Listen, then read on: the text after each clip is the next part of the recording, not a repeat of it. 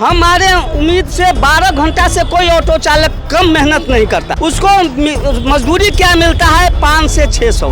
मेरी उम्र कम से कम 65 से ऊपर जा रहा है। 65 से ऊपर है। कितने साल से ऑटो चला रहे हैं? मैंने करीब 45 साल से ऑटो चला रहा हूँ। अगर सम्राट चौधरी जी नहीं सुनते हैं तो सरकार को हम चुनते हैं, सरकार मुझे नहीं चुनती। अगर नहीं सुनेंगे तो 5 साल नहीं सुनेंगे, नहीं 6ठा साल इनको फिर बाहर कर देंगे। पटना के 80% ऑटो पर 15 से 20 हजार रुपए का पेंडिंग चालान पड़ा हुआ है।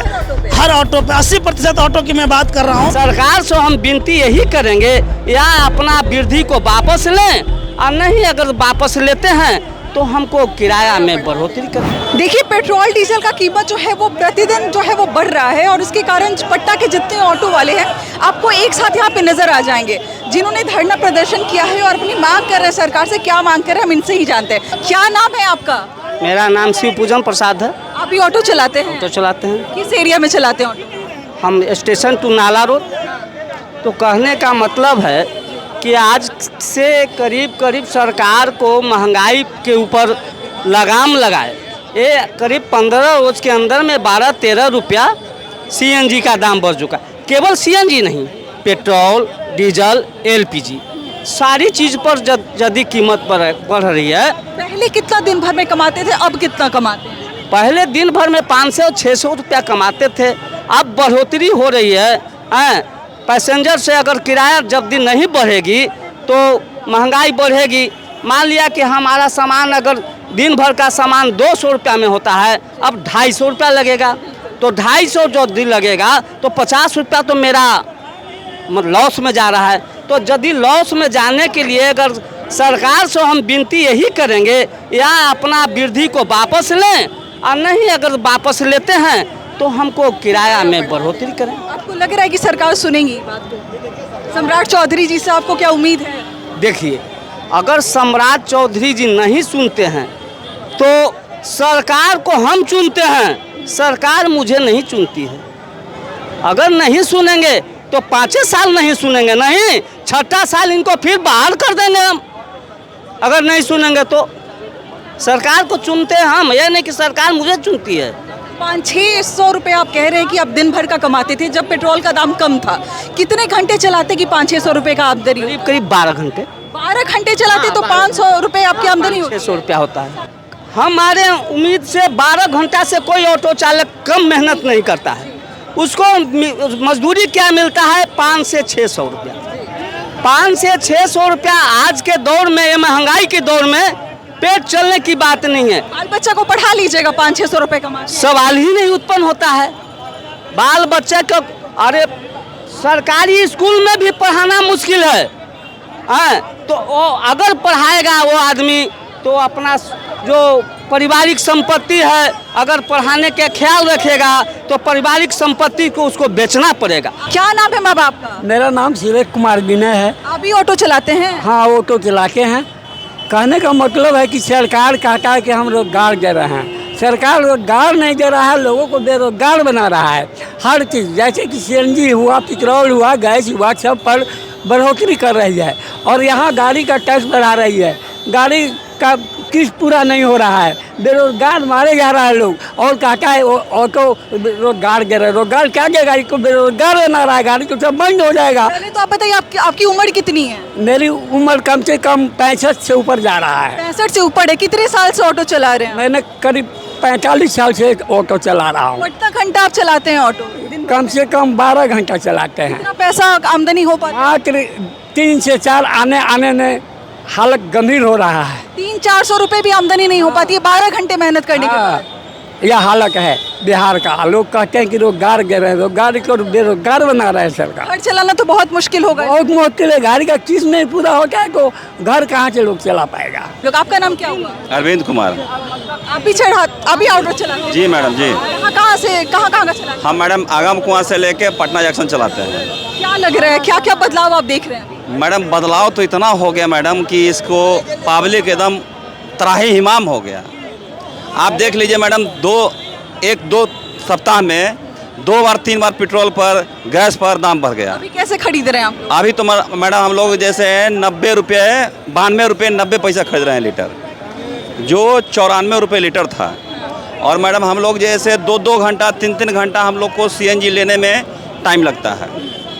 कहीं भी जाते हैं हम लोग जैसे हर पर पंप पर तो कम से कम 3 घंटा 3 घंटा लग जाता है भरवाने। टाइम लगता है। और उसमें भी जैसे हम लोग को CNG महंगा मिल रहा है, और उसके बाद हम लोग को भाड़ा मैडम बढ़ जाता तो अति सुंदर था।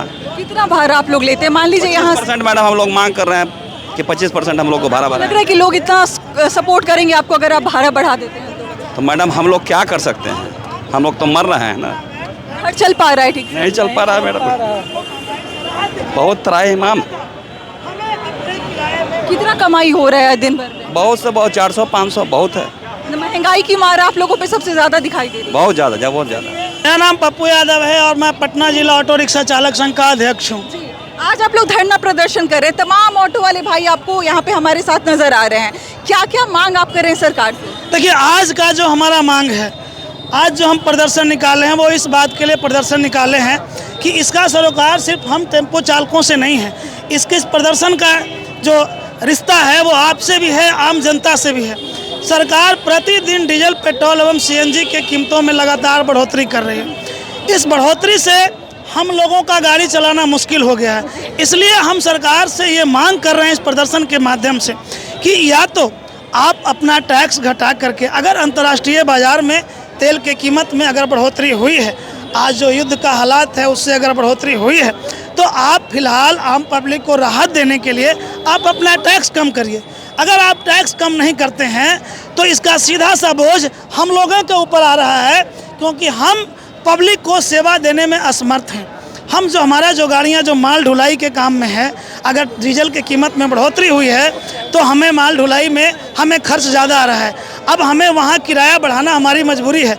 हम जो यात्रियों को ढो रहे हैं तो हमें बचत नहीं हो रही है, किराया बढ़ाना हमारी मजबूरी है। आपको लग रहा है कि पब्लिक इतना सपोर्ट करेगी अगर आप लोग किराया बढ़ा देते हैं तो? देखिए, पब्लिक को तो सपोर्ट करना ही चाहिए, क्योंकि किराया बढ़ेगा तो इसका तो असर पब्लिक पर ही आना है ना।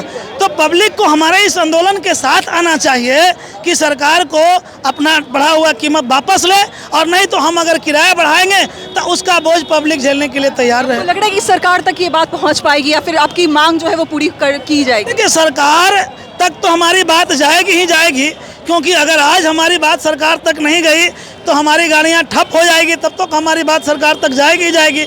और हम सरकार को ज्ञापन देने वाले इस विरोध प्रदर्शन के माध्यम से हम सरकार को ज्ञापन देंगे। उस ज्ञापन के माध्यम से उनको हम बताएंगे कि हम किस बात का विरोध है हमें और हम क्या कर रहे हैं। कैसा स्थिति आप देखते हैं? आपके जो भाई यहाँ पे एक साथ मौजूद हैं, जिनकी स्थिति में अभी सुन रही थी कि कोई ग्रेजुएशन किया हुआ है, कोई पढ़ा लिखा है और वो भी ऑटो चलाता है और दिन भर 12 घंटे मेहनत करता है तो उसको 500 से 600 रुपए की आमदनी होती है। ये कैसे देखते हैं आप इस स्थिति को? देखिए, आज जो हमारे देश का हालात है, बिहार का हालात है, हम तो ट्रेड यूनियन चलाते हैं, अगर बड़ी बात बोलते हैं तो लगेगा कि हम पॉलिटिकल बात बोल रहे हैं, लेकिन जो देश का हालात है, युवा बिल्कुल परेशान है। यहाँ रोजगार का कोई साधन नहीं है, और जो स्वरोजगार है कि जो लोग अपने घर में अपनी पत्नियों का गहना तक गिरवी रख करके फाइनेंस लेकर के गाड़ी चलाने आए हैं, उनके लिए आप देखेंगे पटना में तो कहीं भी ऑटो स्टैंड की व्यवस्था नहीं है। गाड़ी पार्क नहीं करते हैं, नो पार्क के नाम पर उसको फाइन कर दिया जाता है, चालान भी कटता है। वो अभी पटना के 80% ऑटो पर